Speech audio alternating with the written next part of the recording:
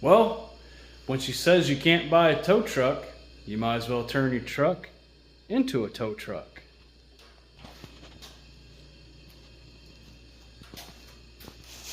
Just put the receiver hitch right in the lift, and then you have a steel bar to go between there and your receiver hitch on your truck.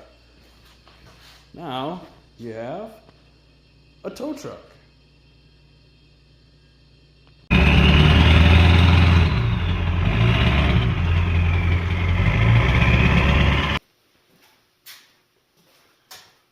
Welcome back, Uncle J Motorsports. We're in the garage today working on engine lift. I got the bright idea to make a engine lift that slides into the receiver hitch on the pickup truck. So wife won't let me buy a tow truck, so we might as well make the truck I got a tow truck. So on the bottom there, we're going to put a receiver tube from this tube through, cut a hole in it, put it in, weld it up, and then take another piece and make a connection between the two that'll go on the receiver hitch on the truck and this, pin them both. That way this can be mounted up on the back of the truck and drive around, pick up engines, whatever we decide to pick up, cars, I don't know. We're definitely going to overload it, I know that. But yeah, that's what we're going to do today. Alright, so first thing we're going to do is we're going to measure, find center on this bar, measure, find center on this, and then mark out our holes. 2.5 inch square tubing that I got, should be just like some receiver stock. It's just over 1/4 inch thick. So if I cut this out, we slide her through, I should be able to weld it on both sides. It's going to be stronger than what this lift is made out of. So let's get started and measure.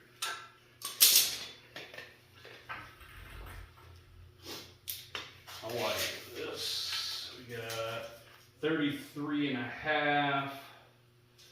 So half of that would be 15 3/4. Should be half of that. Take this, go. Mark it 15 3/4, measure back the other way to make sure it matches. And that is not, so it's 16 3/4. My math is not the greatest today, I guess. That should be 16 3/4. Yep, okay. So now we'll take this square, we'll draw a line. Okay, so that's center on that. So now we'll take and do the same thing here. 16 3/4.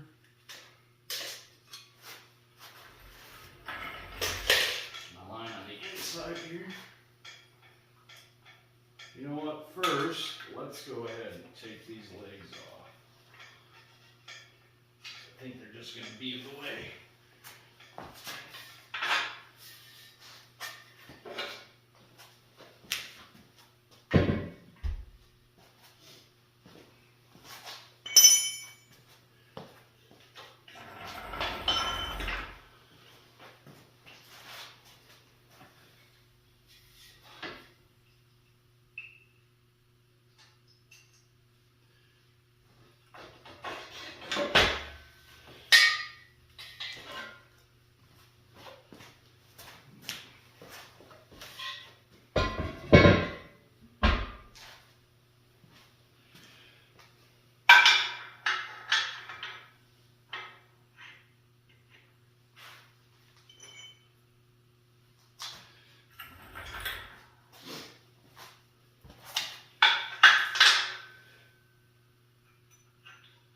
Alright, got the legs out of the way. Now we should be able to mark my line on the inside. At least get the back hole measured out here.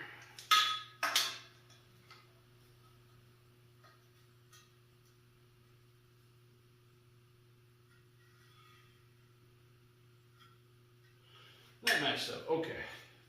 So I got the measurement on the front one and the back side here. So now we'll take a measurement, see if my math's any better on this back side.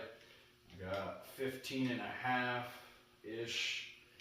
So 7 3/4 should come out to 15.5. I'll make my mark front and back.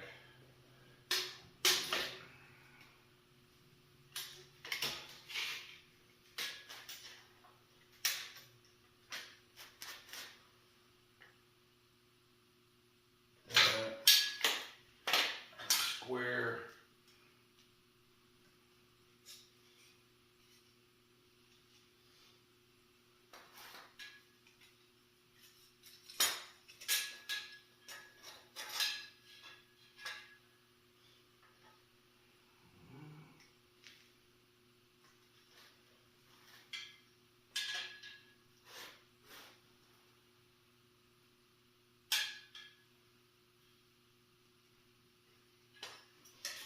Good to me. Alright, now we gotta find the center of those lines, which this is 3.5 inch tube. So we'll get the center of those, center punch it so I can start a hole. What I'm gonna end up doing probably is just grabbing the plasma cutter, zipping out the holes real fast, clean them up, maybe a carbide bit or flat wheel, I don't know. Slide the tube through. Weld here, weld here, weld here, just leave it sitting in there. I think that'd be fine. Yeah, and then we don't have to have any stick out here, so it's not a trip hazard when you're pushing this thing around using it like normal. And then, yeah, we'll get that going and hurry up and get on to the fun stuff, see what we can lift with this bad boy. So now we'll measure down, get the center point of this here. It's 3.5 inch tubes, so we'll go 1 3/4 inch, and then I'll center punch the center on each one, and then we can grind this out. And then what I'll do is off that center point, I'll measure out my tube 2.5, and then I'll drill the corners so I got a nice corner. Use the plasma, and then we'll get it out. Probably do a sped up version of all that, just so you guys aren't sitting here watching me do all this.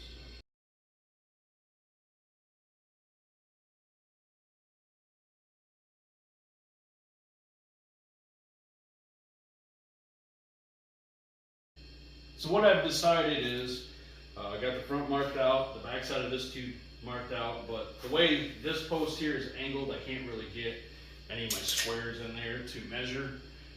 So I'm gonna cut this out, slide the tube through, and then we'll just mark it that way, slide her back out, and then cut that.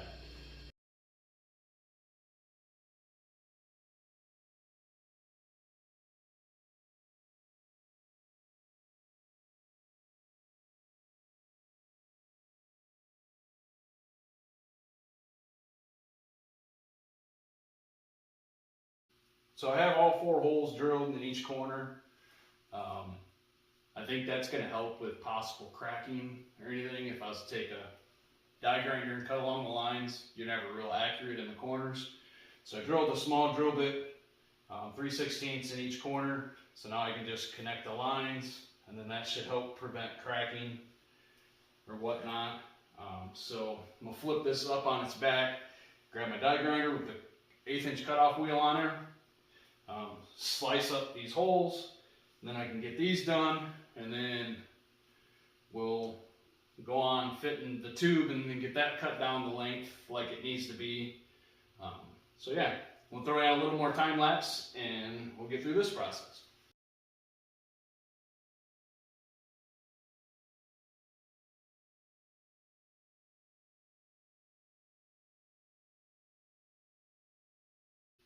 So as you've seen in those time lapses there, that we got the holes cut out in it, 2.5 inch square. I'll take my receiver stock, I'll measure that out, get it cut down, we'll fit it in there. I'm not going to cut a hole in the front. I decided to change the plans. I'm just going to butt weld it to the front tube, and if it goes through this back tube, from everything that I've seen on other people's videos on the old YouTube, this is way beefier of a setup that I'm doing than what they're doing. I've seen just something butt welded to the back tube. I've seen where they just go underneath it, kind of sits on top of the receiver stock.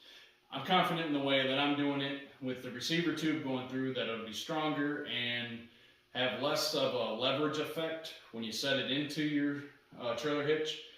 With the heavy load, it's going to want to bend forward. Also, what I'm going to do is I have some D-rings.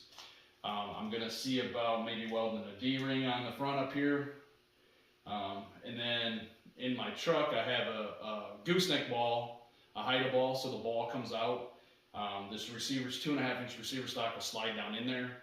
And I think I'm going to weld a D-ring on top of that, so I can run a strap from the top of the hoist down in the bed to help stabilize the hitch and the lift together, so when I'm putting a heavy load on it, it doesn't want to tilt off the end of the truck.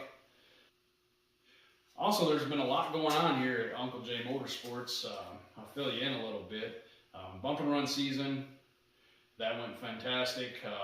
Finally got the 815 to Monte Carlo. I'm kind of dialed in. Got a new carburetor. Helps if it's running on all 8 cylinders. Had some spark plug wire issues. The last race, Lucas drove. Well, second to last race in October.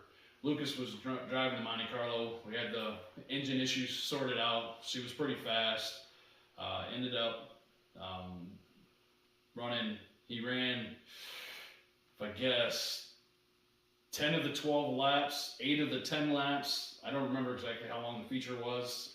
In first place, second place car got him a good bump going into the turn 1, coming out of there, pushed him over, slid him up the berm a little bit, and he grabbed a shock, the lower shock bracket on the rear end, and it twisted the tube right out of the axle, out of the center section.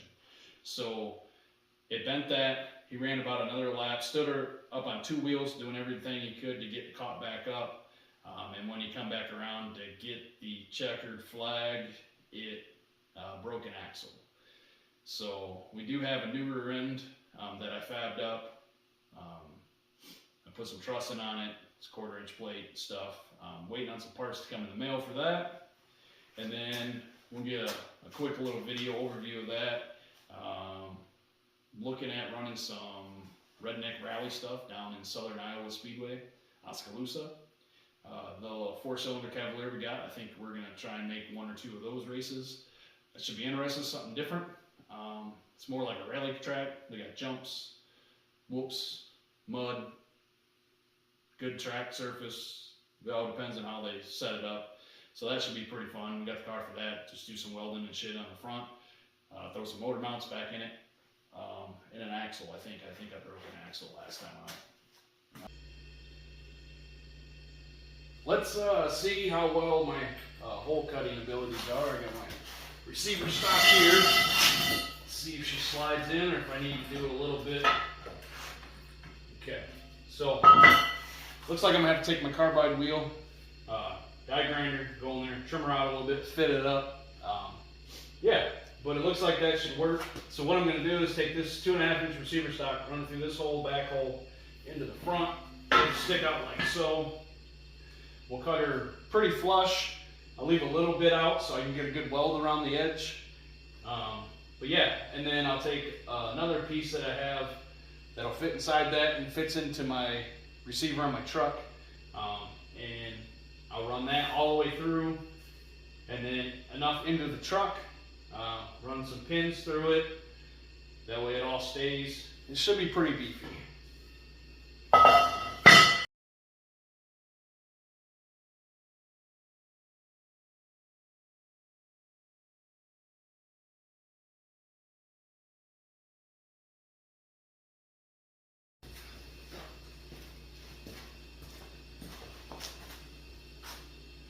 Alright, so first attempt at die grinding the holes out and stuff.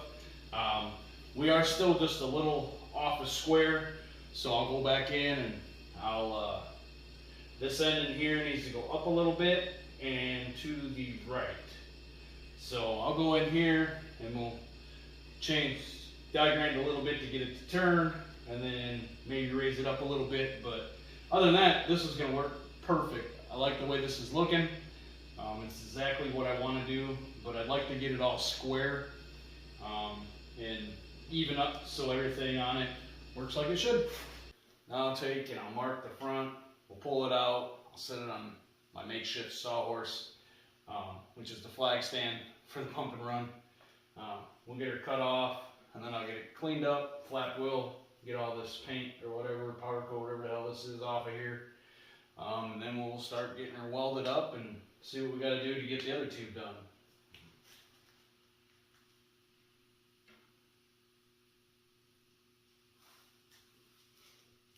Alright, so we'll do that, and we'll pull her out and I'll get all set up.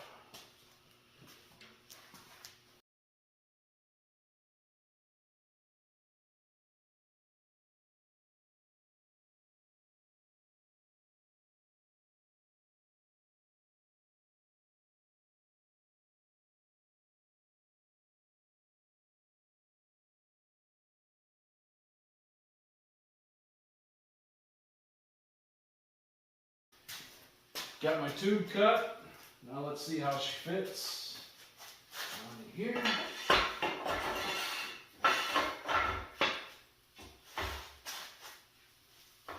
Oh yeah. I think that'll work out pretty darn good. Back out in the garage today. I had to cut her short last night, so we'll get back after it. As you can see, we got the receiver tube fitted into the engine lift, so I'll get that welded in here. Looking at it, this is must be EW tubing, so it has that weld seam on the inside, so I'll have to make a groove on the tube that goes in it. But yeah, we'll get some holes drilled to pin it, and then hopefully today we'll be able to see slide into the back of the pickup truck.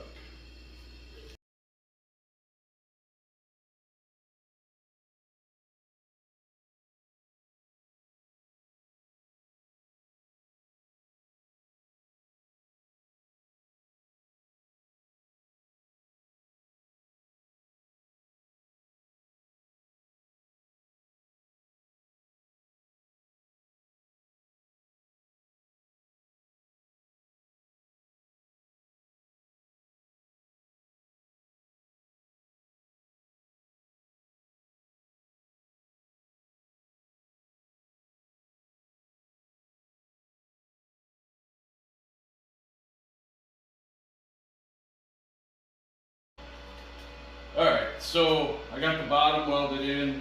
Most of the way I got one more weld on the bottom. And then I took and I put on a D-ring right here.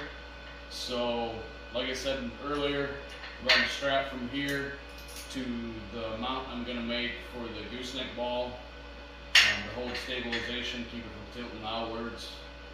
So I'll get this welded on, that welded on, and then we can work on the piece that goes from the receiver hitch on the truck to the receiver tube on the lift.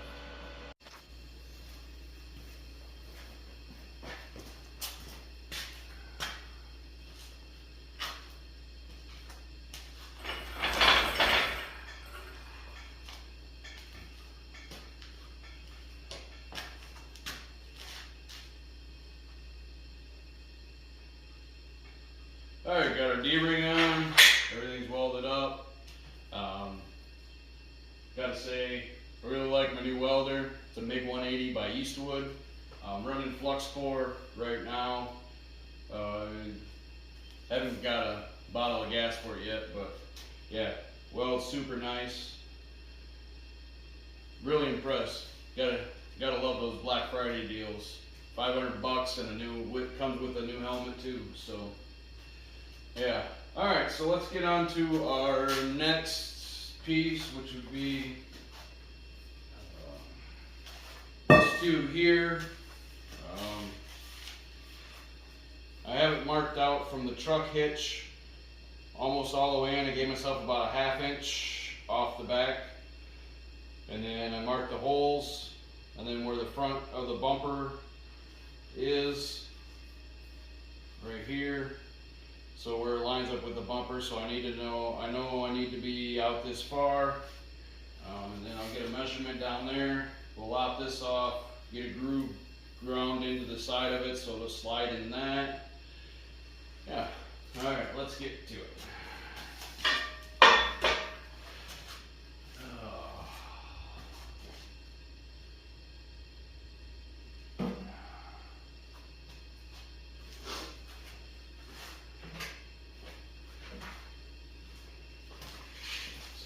So this down here come out to be about 16 inches. So we'll go 15. That way I got a little room in the back for play. So I need to go about 15 off of that mark. About what I need. Make my mark there. That's where I'll cut her off at. X the part I don't need. Huh.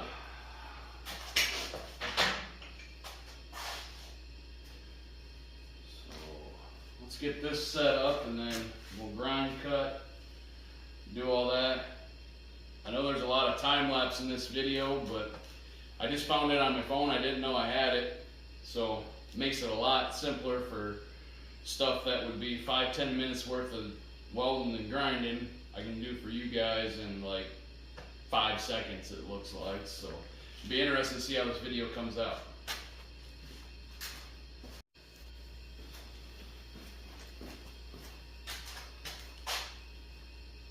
All right, let me grab my grinder, some glasses, then we'll get going on everything here. The Harbor Freight grinder that I've had for about 10 years.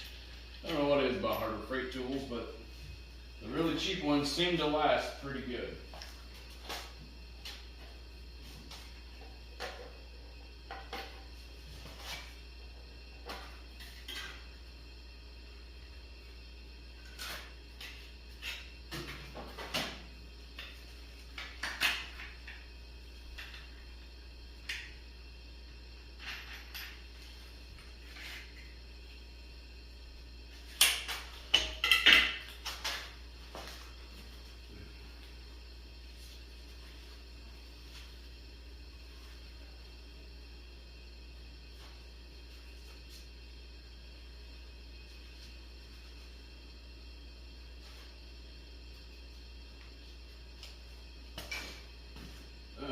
I'm going to square my markers and mark the sides.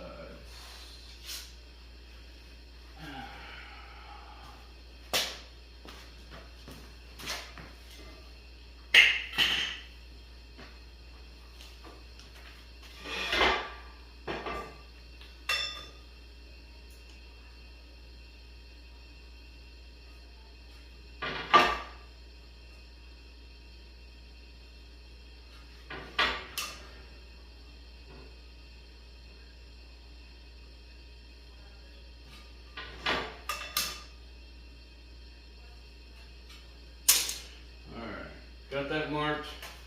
I've cut it around that line, so then this piece should slide in there.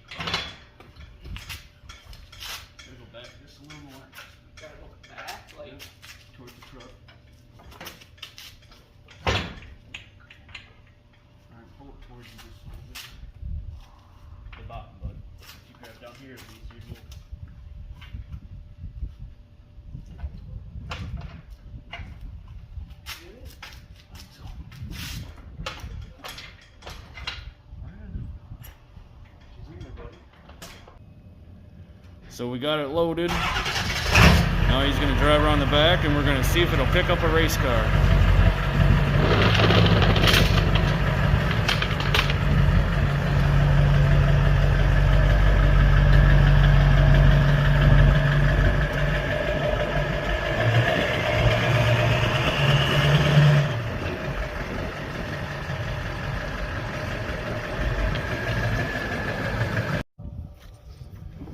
Alright, so here's our current setup. We got the truck in the backyard backed up to the tuner race car. I got a couple of straps around the underneath of the car. We're going to see if it'll lift the back of the car up, and then we're going to try and park it on the other side of the yard. Let's see how this goes.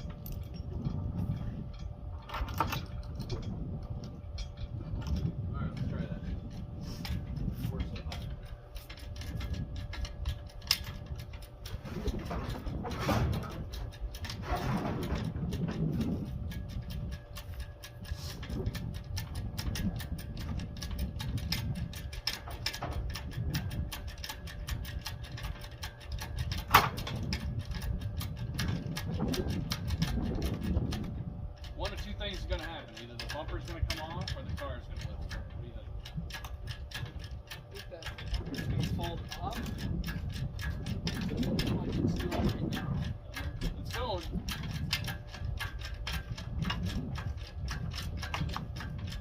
This tire's off the ground.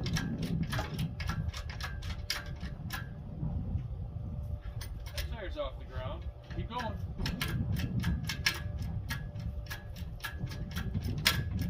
Alright, so what we're going to have to do, I think that's good.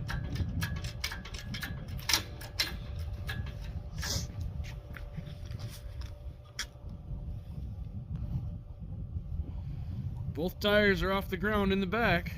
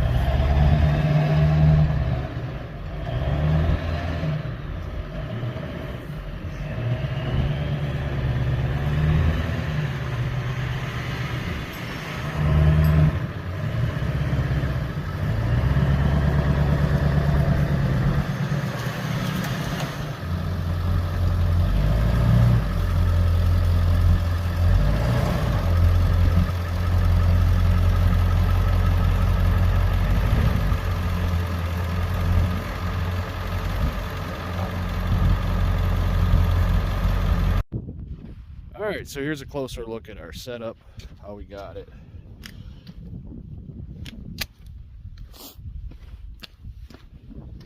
So we have hitch pin going through there. There's a tube inside of a tube. That bolt there holds it from sliding off. D-ring has 2 yellow big straps hooked onto the bed, and it moved the Cavalier right where we wanted to with ease. So in conclusion, the turning my truck into a tow truck worked out pretty darn good. Everything fit good. There was no bending, nothing racking, anything of the sort. As you can see in the video, I picked up the back end of that Cavalier nice and easy. We were able to use the 2-ton foldable Harbor Freight engine lift as a lift to lift a car. So in the future, we'll probably be seeing it in some of the videos and moving some stuff around. That gives us a lot more options to get cars, move cars, pick engines, and what else, who knows. So thanks for watching. Don't forget to like and subscribe. We'll see you next time.